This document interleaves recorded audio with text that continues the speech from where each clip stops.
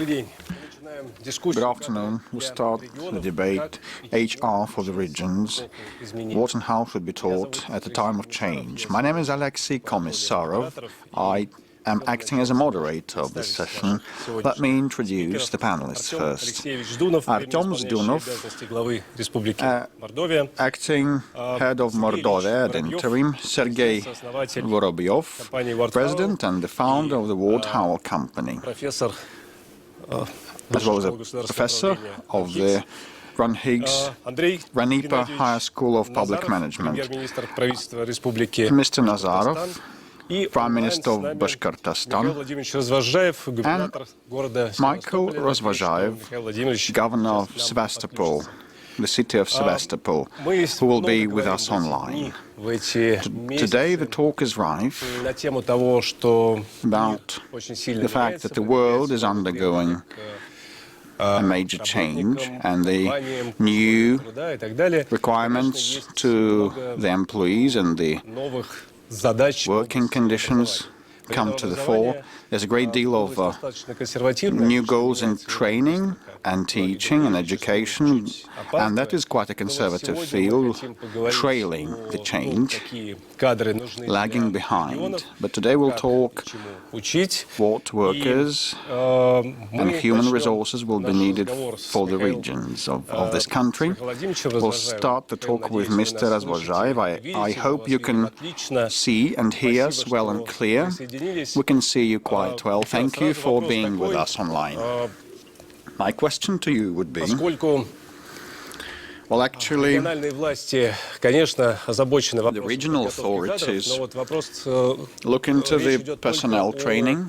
But is it only about the future workers for the public authorities and municipalities and regional authorities? Or do you also care for business workers and employees? What are the main issues according to you? What is your perspective? The slogan and the title of the forum says it's a post-pandemic world, but we are still within this pandemic. We're not out of the woods yet. How all that impacts the personnel training? I can see and hear you well and clear. I thank you, Mr. Komissarov, dear colleagues. Greetings from the hero city of Sevastopol. Unfortunately, I haven't been able to attend your meeting in person, but I think it is of importance to speak up my mind. We are amid the pandemic, not in the post-pandemic stage. So this span of time shows the importance, paramount importance of personnel training. You are quite right, Mr. Komissarov, delivering your introduction remarks that public administration matters a lot, and all those challenges that we faced last year set forth new challenges to the public administration system, and the pace of decision-making is a major challenge, because we are living in the context of change, and you could not apply any templates and previously approved schemes, although the public administration provides for clear-cut planning. And all of a sudden, we had to assume responsibility and act off the cuff. Everybody, starting from the governor and vice-governor and downwards to the lowest ranks, and being the orderer of the personnel training programs and career curricula and taking into account the curricula of the RANEPA, which is the alma mater of many of the public officers. So being the orderers now, we are trying to reshape our requirements, because we cannot now act within the paradigms that had been approved previously. The centrally planned decision-making, which is one thing, that probably is an extreme. Another extreme is the bottom-up decision-making. We need something in between. We need to see initiative at each and every level of the public administration, which is one of the takeaways of ours. As regards the need for personnel and the quality of personnel for the regions, what we need is people that will be able to reinforce social and the economic spheres. In Sevastopol, we have defined the key development priorities. In agriculture, it's winemaking and vineyards development, as well as shaping an IT cluster in our city. And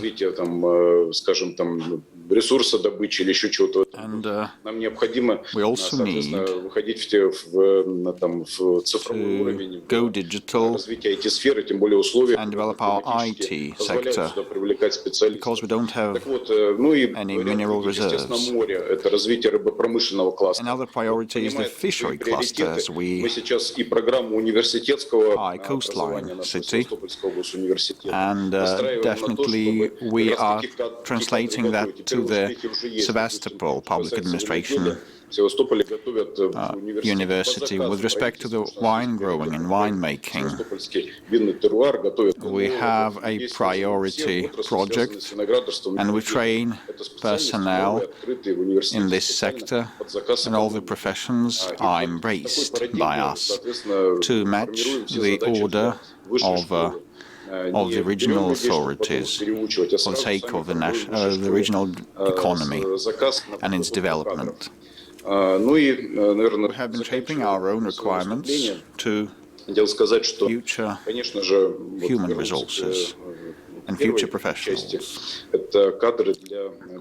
In closing, I want to come back to the human resources for public administration. It's obvious that modernizing the public service, we should build upon the principles of responsibility, emotional intelligence, decision-making skills, and swiftness in responding to the new challenges at all levels of the governmental and public administration machinery. And last year, together with RANEPA, we carried out 2 events and came up with curricula together with the governor's succession pool, who worked hard, and we added 50 more people to the HR pool of our region as a result of last year's programs together with RANEPA. So these are the preliminary conclusions with respect to training HR for regions. Thank you. Thank you. As a follow-up to your intervention, I have 2 questions. The first one. You have said that amid a pandemic, the public officers must be swift in decision-making, quick on the uptake. Is it something you may teach and learn, or is it about the makings? I think both of that. Primarily, we should be careful and attentive in selecting people, the proper people. And now definitely we are trying to bolster our HR potential. There are some of the inherent qualities and traits that predetermine human behavior, and we definitely will focus on these. But at the same time, we should provide correct and proper and pertinent trainings and education programs, and we should learn from our mistakes and from from the developments, and we should be engaged in continuous HR advanced training, building upon the experience that we gain. And second, you said that you are preparing people together with the higher school of RANEPA. You have been saying, well, everybody has been saying that the first-year students in 5 years may find out that their profession will disappear. Well, we definitely try to plan for 2030 or at least till 2035. 2025, pardon. And bear in mind the state-of-the-art technology. We try to project the development of our city, and we try to find out what the strong points of ours are, and we build upon those. And the forecasting and projection level of ours is decent, and I hope we'll be able to see relevant professionals graduating. Thank you. I hope you will be online with us, because we may receive questions in the course of our roundtable. And I'd like to turn to Artem Zdunov. Judging from what Mikhail has said and judging by what is the talk of the day, that you cannot change things alone, and only collective action will be successful. Do you have any difficulties in team building? I know that you had a lot of action of that kind in Dagestan, although it is not a simple region.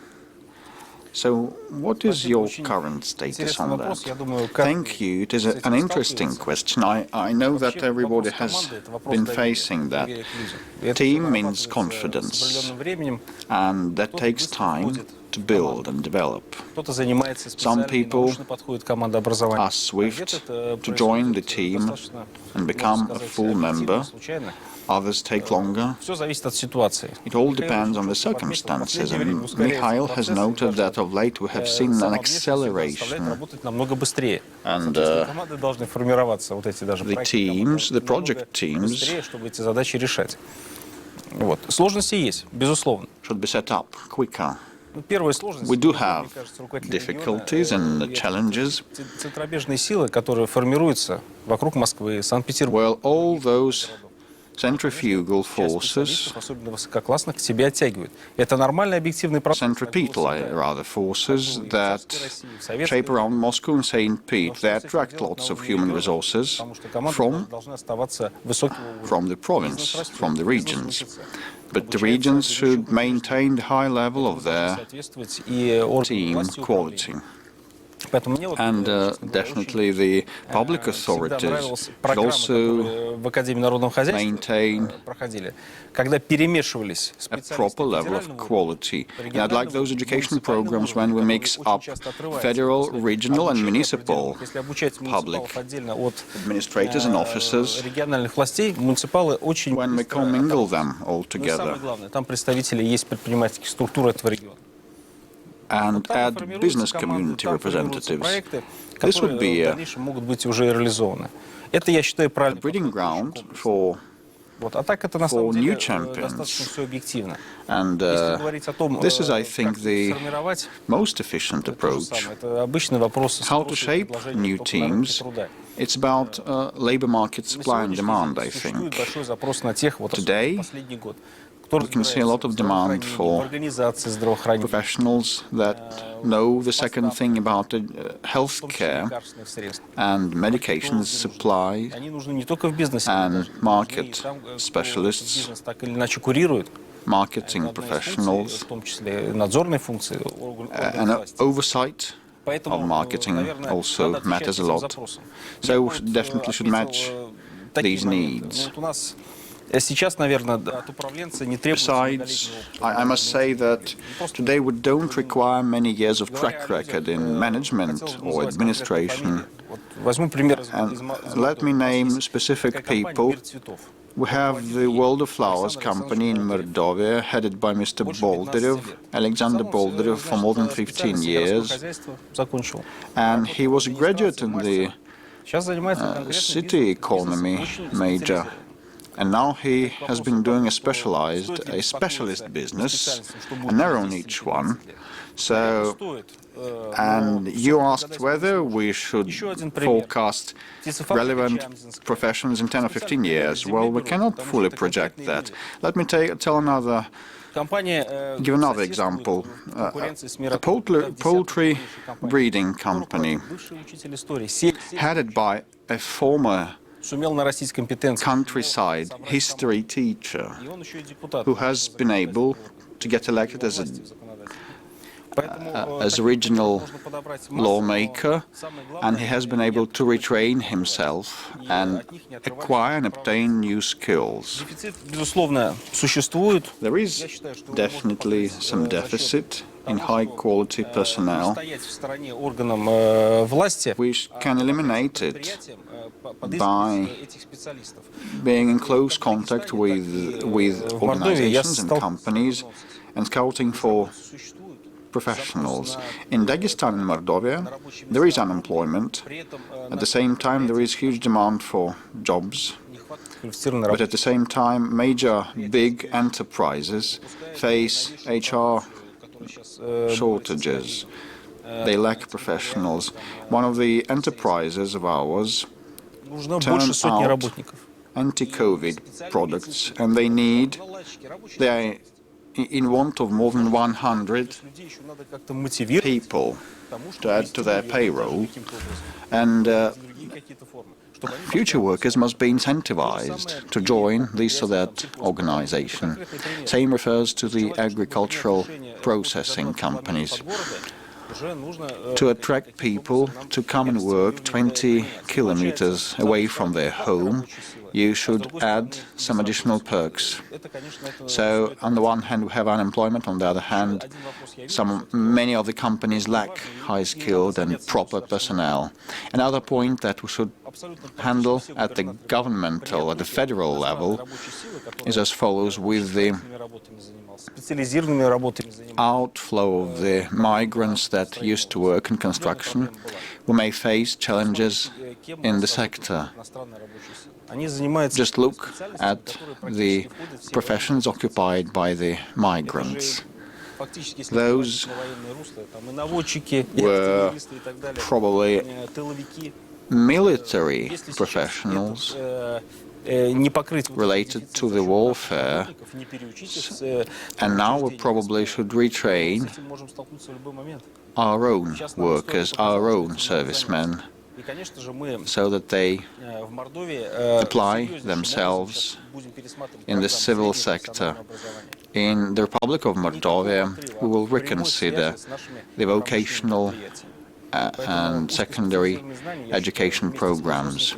So narrow niche knowledge is something you always can obtain while going through an advanced training program. And the requirements to the public administration workers should not be lower than in the business community and environment. Thank you. Thank you very much. It is so good that you know the situation on the ground quite well, and you cited lots of companies. But coming back to your team, whom do you prefer to hire? Those having the track record of public service administration or the business community track record? Both have their pros and cons. How you view these two categories? No doubt. It is more profitable, more advantageous to employ well-experienced people, people with technical education, mathematicians, physicists. They adapt very quickly, they're very disciplined, and in Tatarstan, in Dagestan, in Mordovia, we've been working with these people.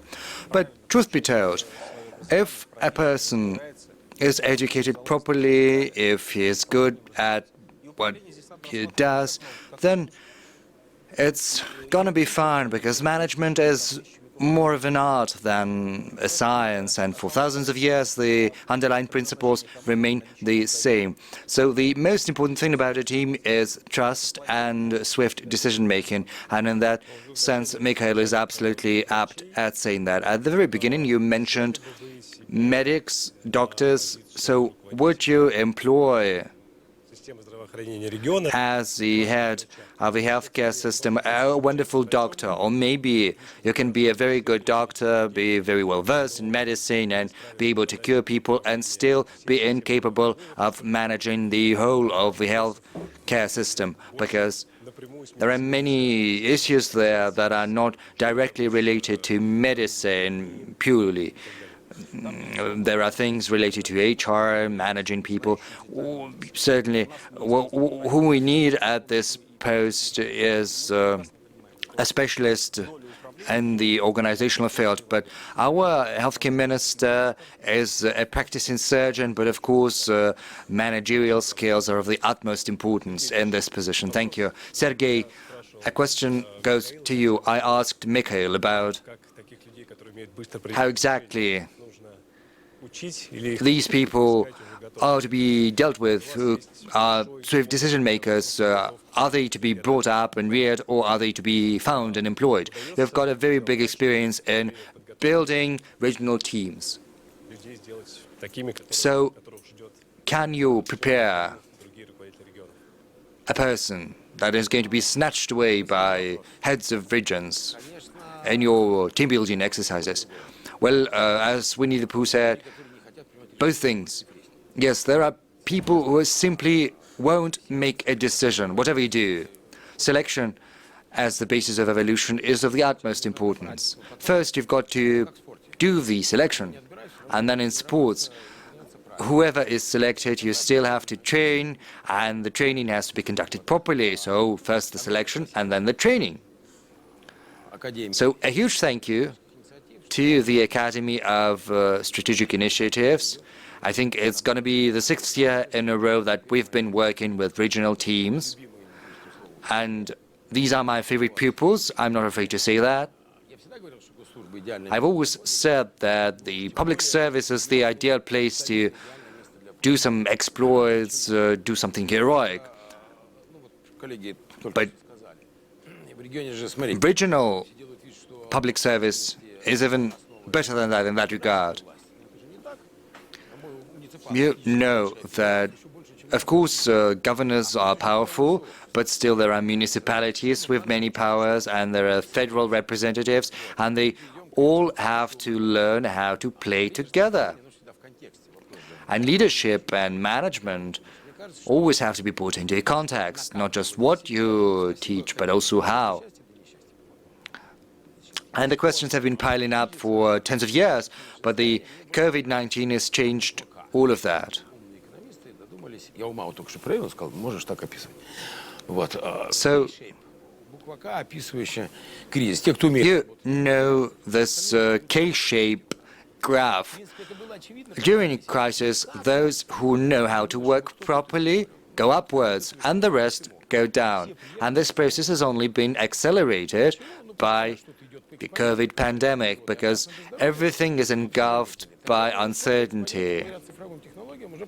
And the digital technologies are sending all of that into an exponential trajectory. It has revealed everything, shown everything.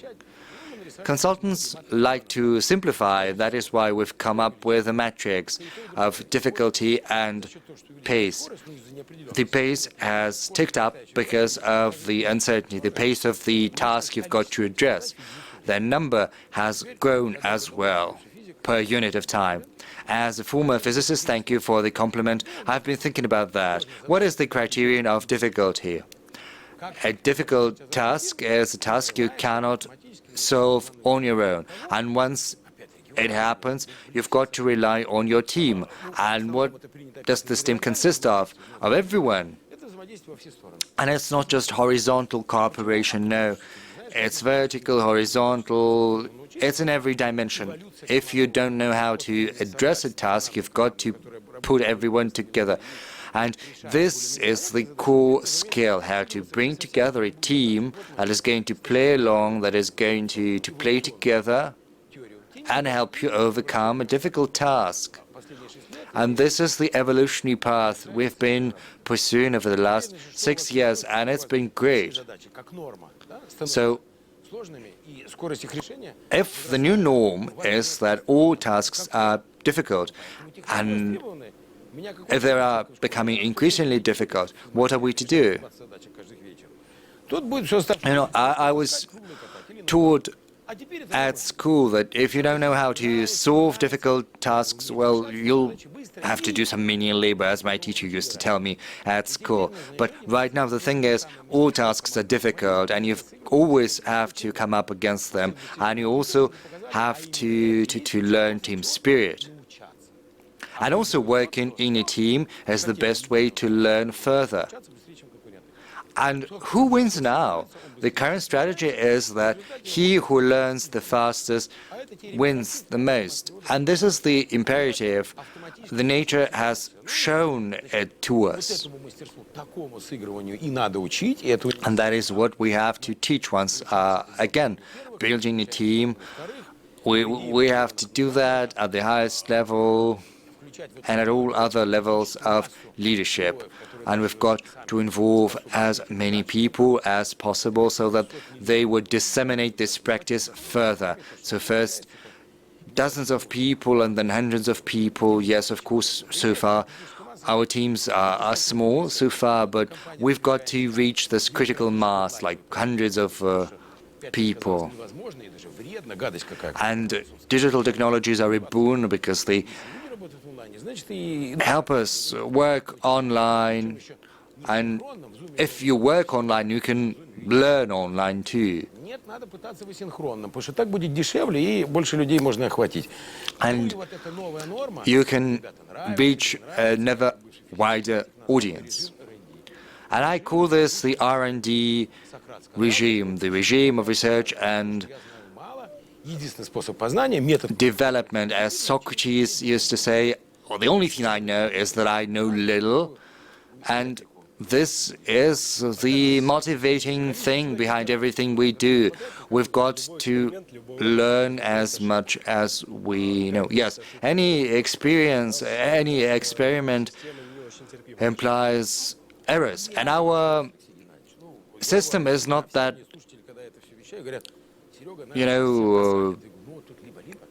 it doesn't look favorably at mistakes.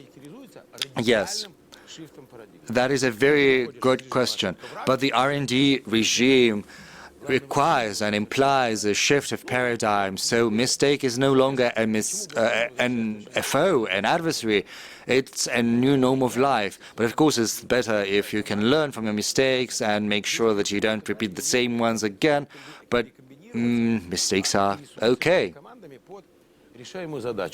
And it is the conditions, public service in Russia and across the world has found itself in. So, Sergey, you mentioned some heroic deeds, and yes, it's been mentioned several times that public service is the best place for heroic deeds. But aren't you concerned that everything is only done through a heroic deed?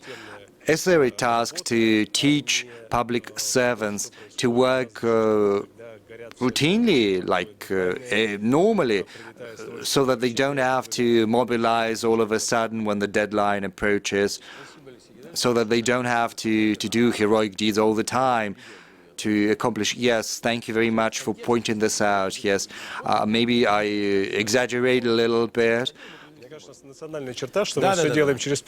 It's our national trait that we can only achieve anything through a heroic deed. Yes, let's reformulate. It's the best place not for heroic deeds, but for medals, for learning and teaching. And of course, there are many people one can learn from others. Sergey, and the final question to you. You are the head of a program, and many teams from regional leadership are studying there. Almost all regions have gone through this program. Are there some specifics in different regions, or maybe the approaches and the methods are the same, regardless of whether that is a team from the Russian Far East or from the central part of Russia, from the Caucasus? Well, guys from the region, so I love you, because you are neither made of glass or of bronze. And yes, there are specifics, and these people, they are interested in learning. There are many problems they've got to come up against. They don't have loads of money, they don't have automatic growth, and that is why they take a keen interest in this process. And that is the most important thing, when people want to learn. And yes, recently we've been very active at the selection process. We've been sending and dispatching letters to governors, and we choose the most motivated. And it's great when people learn how to fly, because they are truly motivated.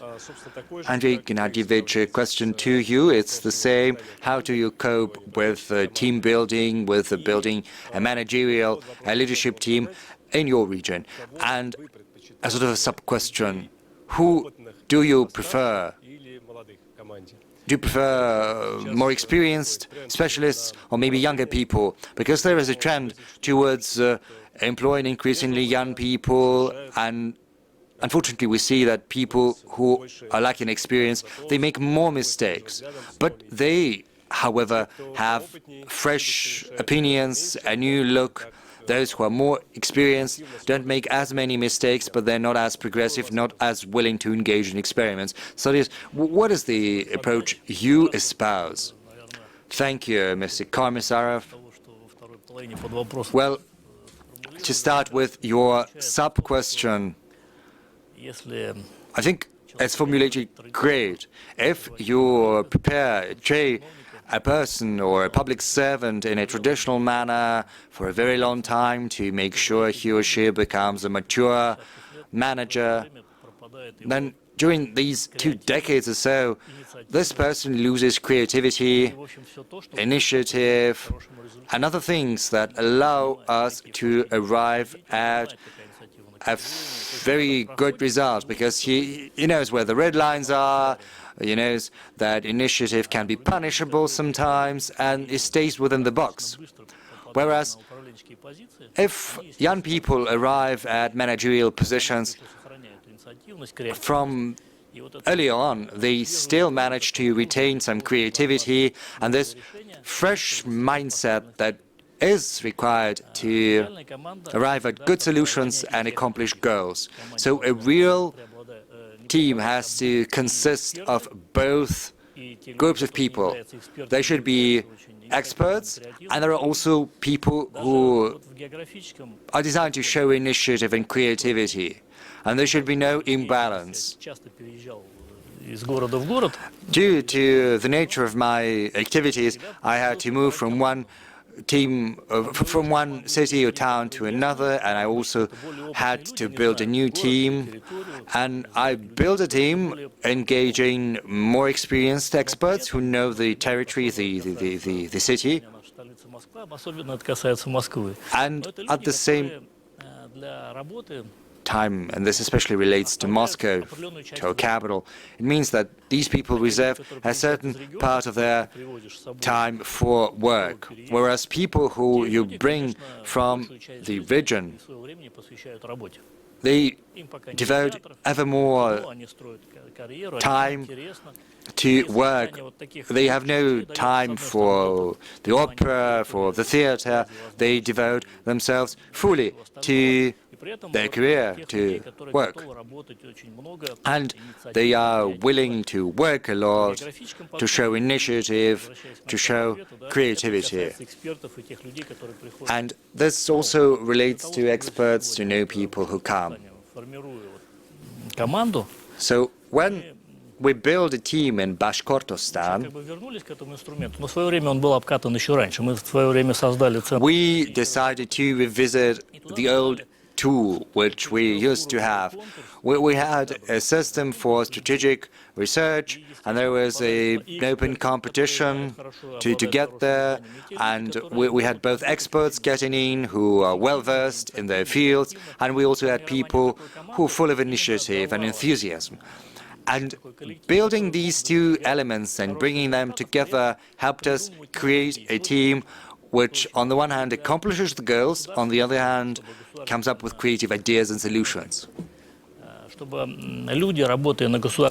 So I would say that it's important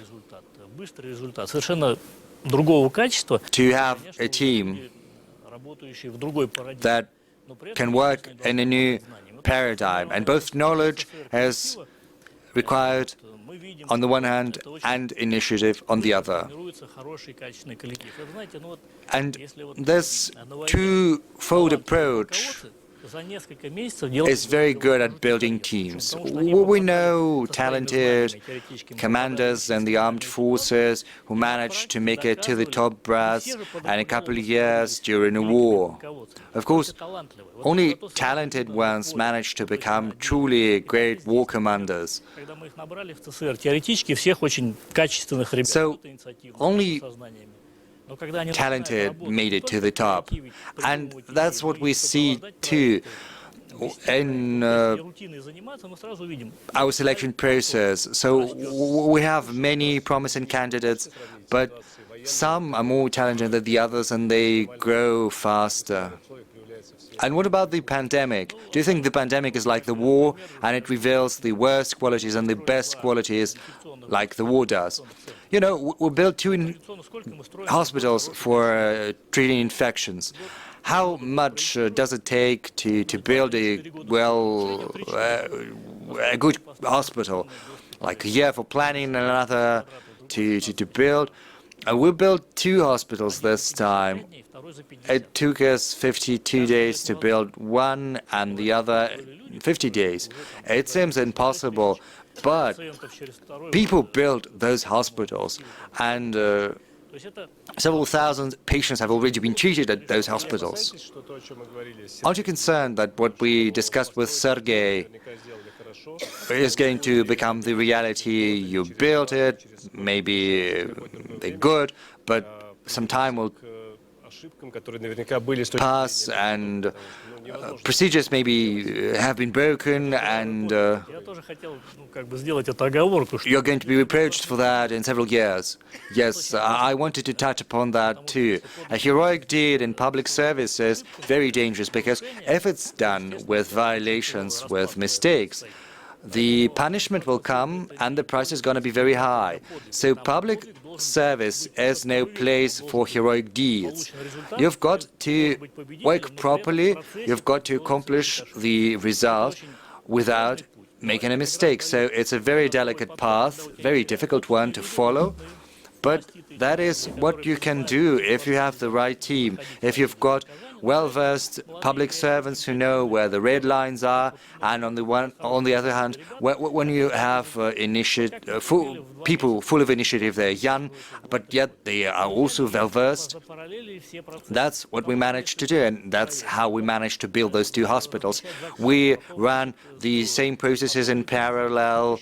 Sometimes it's a linear process. You do one thing, then another, and then another. And let's take the construction, the production of manufacturing materials, licensing. If you do it in a linear fashion, then it takes 18 months minimum. But if you run processes simply in parallel, and you've got thousands of people working on one platform, one is doing the landscaping, the other one is building the walls, others are doing the ventilation, and others are doing the certification, then it helps shrink the process. That's the same in the armed forces. There are many different elements participating in the process. One is doing the reconnaissance, the one is doing planning, and so on and so forth. And the same here. So I cited these two hospitals were built during the pandemic, and we helped other regions. We built a hospital for Chelyabinsk in 74 days. Another outcome of this tool, you know, when we were built this tool back in 2006 in Bashkortostan, I was the first to chair that tool, that body, and I came there from private business. I was appointed, and I think it was a very good tool, this strategic foundation. It was a very good tool to build teams. At the federal level, we've got the Strategic Initiative Agency, which does basically the same thing. Thank you, Andrei Gennadievich. We've got a chance to ask a question that has come from the internet. I've got a question for Artem Alexeyevich from Irina Zlobina from Izvestia of Mordovia. You're one of the first graduates of the Presidential Governors School. Have you thought at the graduation evening or night that you will become head of Mordovia Republic? Can you give an advice, a piece of advice to those youths that have not fulfilled themselves at home and flee the region? Well, probably you should start with yourself, and now we have started shaping the HR or succession pool in our region.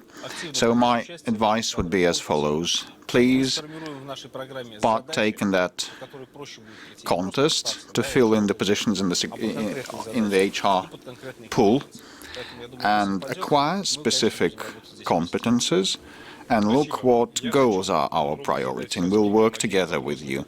Just, okay, thank you. I will now fire a quick question to all of the panelists, and please provide a quick answer. Over the past difficult year, have you developed an idea what you personally are lacking and what skills and competences you would like to acquire? All of you keep training and learning continuously. But what is there something that you lack? I think incident management is what we all lack. And the public authorities, officials, definitely must possess these skills. Quick on the uptake and quick to respond. This is what we should be. Mikhail. Alexey, I probably will say a queer thing, but I figured that you should learn to spare yourself and your people and your team, because we are no machines and we cannot work 24/7. But you know, you should spare yourself and distribute the goals and tasks and duties. And a question was asked about the first year, the first set of graduates of the presidential school. Well, we obtained a lot of theoretical knowledge, but what we all need is practical implementation. We should be knowledgeable in distributing the resources, and we should be able to run this marathon and keep being efficient. Andrei, I want to mention one thing. You cannot prepare an event unless you walk all the way through, for all the stages. This is also true for all other things. I will interrupt you because we don't have much time. Okay, you know, we had a traffic jam in our region and we changed the sign. There's the road signs, and the traffic disappeared as a result of our visit on the ground. So you should look at the things on a case-by-case basis, and you should keep learning. Sergey, we keep learning what we teach. This has been my overarching goal over the past year. The Nobel Prize for 2019 was given for random experimenting in social matters and welfare issues, and the business community should learn to find proper formats that expedite sorting the problems out. Thank you. Thank you very much. Our time has elapsed. I would like to thank all the panelists for attending, spending their time intervening. While answering this quick-fire question, you recapped much of what we discussed during the workshop. We have multifaceted issues and problems, and we should learn incident management, and we should be people-centric, and we all should develop stamina and keep running and moderate our resources. Thank you. Thank you very much. See you soon. And our forum continues. Meanwhile, thank you.